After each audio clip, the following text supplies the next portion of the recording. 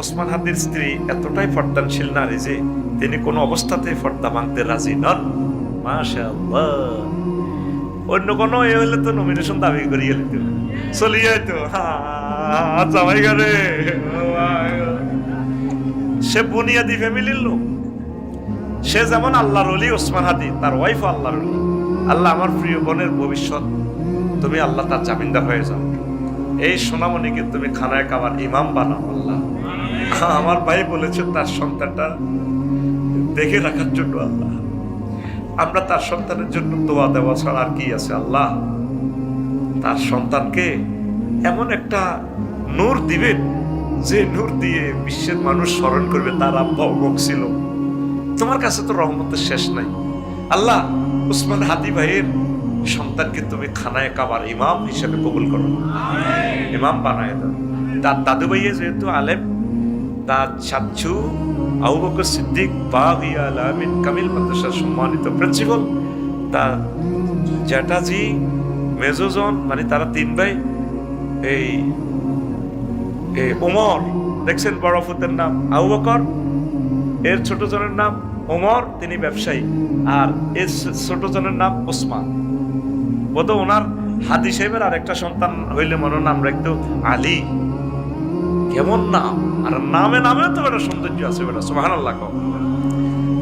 আল্লাহ দেখছেন, ও পৃথিবীর মা বোনেরা, ওসমান হাদি ভাইয়ের ওয়াইফ থেকে শিখে নেন।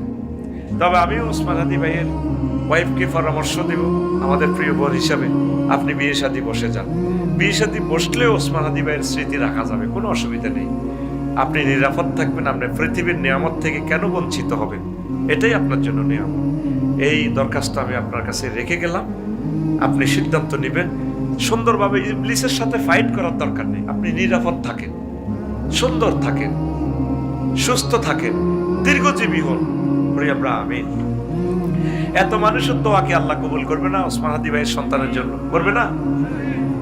আমরা তো কেঁদে কেঁদে তার সন্তানের জন্য দোয়া করতেছি ইনশাআল্লাহ। হুজুর, ওসমান হাদিকে হত্যার প্রধান আসামি ফয়সাল দেশ থেকে নিষেধাজ্ঞা, তাহলে খুনি কি এখনো বাংলাদেশে আছে? এ নিয়ে কিছু বলেন। এরা আমার দিলে টানেরে জানোয়ার দেশে আছে। এটা আমাদের গোয়েন্দা বিভাগদেরকে মাথা অন্যদিকে নেওয়ার জন্য বলছে, ফালাই গেছে, দেখবে দর আগাইব ইনশাআল্লাহ। আমিন। আল্লাহুম্মা খুযহু, আল্লাহুম্মা খুযহু, আল্লাহুম্মা খুযহু, আল্লাহুম্মা সাল্লিত আলাইহিম কালবাম মিন কিলাবিকা ইয়া আল্লাহ। দিজি মারি আরবিতে ক্ষেপণাস্ত্র মারি। আল্লাহ তাআলা শানে দেখাই দিছে আর কি। আমি আল্লাহ ইচ্ছে করলে ছোট্ট সোনামণিদের মাধ্যমে, যুবকদের মাধ্যমে পুরো দিল্লির মসনদ কাঁপাই দিতে পারি। কাঁপাই দিছে,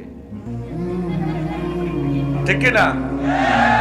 কয়জন গুলি করবে, গুলি শেষ হয়ে যাবে। বিদ্রোহীরা, মুজাহিদেরা, শাহজালাল ইয়ামানি, মীর নিসার আলী তিতুমির, হাজী শরীয়তুল্লাহর উত্তরসূরি সৈয়দ আহমদ বেরলভী, সুফি নূর মোহাম্মদ নিজামপুরি, নিজামী সাইদি সাহেবের উত্তরসূরিরা শেষ হবে না। একজনের পর একজন কল্লা দেওয়ার জন্য রেডি। সফরেনটিকে আমরা হেফাজত করবই করব।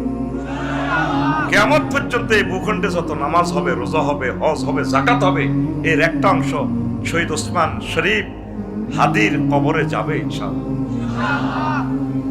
আমাদের ইবাদতের অংশ, কারণ তারা সাদকায়ে জারিয়ার কাজ করে গেছে শুধুমাত্র ইনসাফের জন্য, কোরআনের জন্য জীবনটা বিলিয়ে দিয়ে গেছে। সে মরে নাই। আল্লাহ বলেন, কারেম মমতা বলো, বালাহিয়ায় বালাহিয়াউ ওয়ালাকিন লা তাশউরুন। তারা যে জীবিত, তোমাদের সফটওয়্যার এটা বুঝবে না। তারা জীবিত। ওয়াইন্দা রাব্বিহিম ইউরযাকুন, তারা তাদের রবের কাছে রিজিক পাচ্ছে। আপডেট খানা, এক একটা খানা 70 রকমের গন্ধ, 70 রকমের সুবাস, 70 রকমের স্বাদ আল্লাহ আল্লাহ শান তাদেরকে দিচ্ছেন কবরে ইনশাআল্লাহ। আমিন।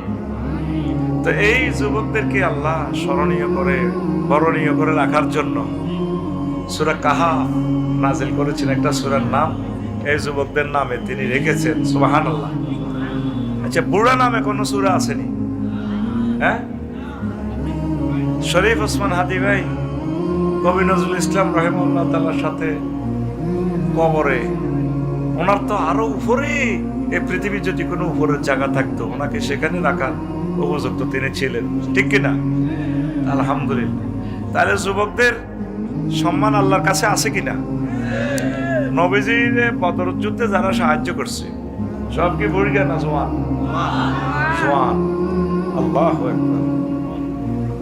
মাস মুআব্বাস ছোট্ট মানুষ, মাহফিলে আসলে ছোট্টরা আমাদেরকে আগায় নেয়, তখন সে কথাটা মনে হয় ইসলামের এই অবদান, যুবকদের এই অবদান, তরুণ কিশোর কিশোরীদের, সুমাইয়া আমাদের প্রিয় আম্মা, এইভাবে 5 জন আম্মা শাহিদা, তারা শহীদ হয়েছেন।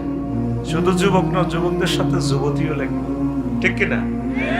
আমাদের যুবতী বোনেরা যেভাবে রাজধানীতে অন্যায়ের বিরুদ্ধে দাঁড়িয়ে যায়, এটা সে কথা আমাদেরকে মনে করায় দেয়। পরে আমি শিক্ষক আন্দোলনে ওই 15% বেতনে আমরা প্রেস ক্লাব এবং শহীদ মিনারে যখন মিছিল দিতে দিতে ক্লান্ত হয়ে যেতাম, আর আমাদের পুরুষদের মিছিল দেওয়ার আর বল নাই, তখন দেখছি যে এক হেড মিস্ট্রেস, সম্ভবত উত্তরবঙ্গের, তিনি পর্যন্ত মিছিলে, এবার তিনি মিছিল ধরছেন। তখন আমার ওই কথাটা মনে হল, আচ্ছা মাইকে কি হয়েছে, শয়তান আর পুরো সময় মরিয়াম নাই, এটা মনে তোরা টার্গেট করে তারা ইনশাল করেছে। কি কি হয়েছে সব তো ঠিক আছে, সেখানে তোদের কথা আমরা শুনি, আমাদের কথা তোরা শুনস না, সেটারই কোথায় পাইছিস?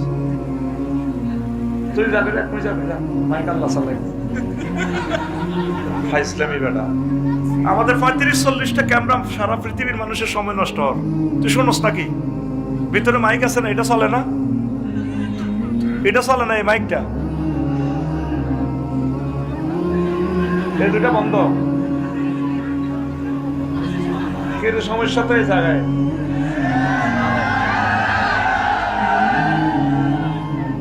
জবাব দিতে আছে। এই দুইটা মাইক চালাম না ভাই, অন্যগুলো সব বন্ধ হইলে এই দুইটা চালাইলে তো হয়ে যায়। শোনাইবে না আল্লাহ, শোনাইবে না। তোমরা যেভাবে খেলতামাশা মনে করো, তসবিহ পড়লে না কেউ, রাসূল সাল্লাল্লাহু আলাইহি সাল্লামকে দরুদ দিলে না কেউ, তোমাদেরকে আল্লাহ কোরআনের বাণী কিভাবে শুনাইবে? এই যা আসছে মানুষ, তোমাদেরকে আমি মাইক ছাড়াই শুনাইতে পারবো, সে পাওয়ার আমার দেহে আছে। আল্লাহ জাল্লাহু শাআনহু সেই শক্তি আমাদেরকে দিয়েছে। তুমি নিশ্চুপ থাকো না, এই মাইকটা, এটা, এই সাউন্ড বক্স, এটা ফিরাও না, এদিকে বইয়ের সাথে এত মোটা হইবে না, এদিকে ফিরা, অত দূর নেই বইয়ের সাথে এত মোটা হইবে। একটা জিনিস তো নিজেরাও কিছু করা লাগে। এবার দাঁড় করা, দাঁড় করা, কষ্ট করবি, বিয়ে হয় না, মাইয়া সহ যাচ্ছে, বিয়ে তোটা দিব কে?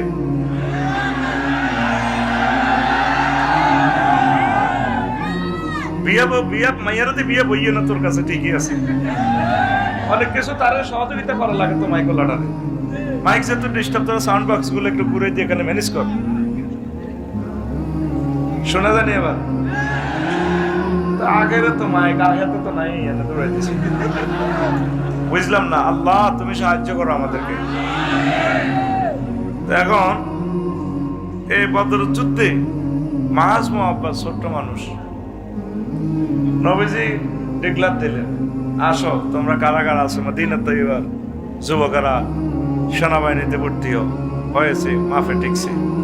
এই মাফের সিস্টেম আমার রাসূল সাল্লাল্লাহু আলাইহি সাল্লাম এই দুনিয়াতে করেছেন। সেনাবাহিনীতে বুকের মাফ লাগবে, উচ্চতা লাগবে, এটা প্রযুক্তিবিদ মুহাম্মদুর রাসূলুল্লাহ। মদিনা তৈবা মাপলেন তো ছোট দুইজন মাস মুআব্বাস, তারা মাফে টেকে নাই, ইঞ্চিতে কম। অনেক অনুনয়-বিনয়ের পর মাসকে লইলেন। ছোট ভাই কান্দে, ভাই রে তুই নবীজির সাথে জিহাদের ময়দানে যাবি রে, আমি বুঝি পারলাম না, আমি বুঝি ওসমান হাদি হইতে পারলাম না রে ভাই। নবীজি কো আচ্ছা তুমি পরের বছর পরে পারবা। কজুর আপনি যে আমার বড় ভাইটারে লইলেন, হাতে কিন্তু আমার শক্তি বেশি, কুস্তি খেলাত লাগাই দেন, দেখবেন এরে কিভাবে আমি সাইজ করি গেলেন। মাহাজ কে মুআব্বাস বললো, ভাই এভাবে তুই একটু আজকে শক্তি কম দেখাবি, আমি বক্সার মোহাম্মদ আলীর মতো তোর সাইজ করে গেলাম। যেমন কথা তেমন কাজ, এভাবে তাকে পরাজিত করলো। আল্লাহ রসুল সাল্লাল্লাহু আলাইহি সাল্লাম খুশি মনে তাদেরকে লইলেন, মেজর জেনারেলকে বললেন বাচ্চাগুলোর দিকে একটু খেয়াল রাখিয়ে। প্রচন্ড লড়াই বদরের প্রান্তরে। আল্লাহু আকবার।